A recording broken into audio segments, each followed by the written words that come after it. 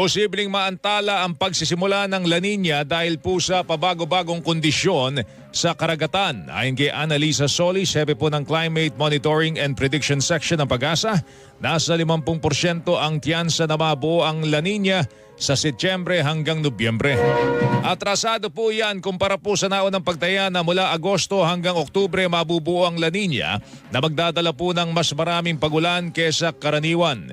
Ipinaliwanag po ni Solis na kagagaling lamang ng rehiyon sa matinding El Nino o mas mainit na temperatura sa karagatan at ngayon po'y umiiral ang neutral condition dahil po dito'y napakaliit po ng pagkakaiba ng temperatura sa buong karagatan. Sinabi ho ni Solis na hindi pa matiyak kung mananatili sa ganitong kondisyon ng karagatan o kung lalamig pa na magiging sanhi po ng La Nina.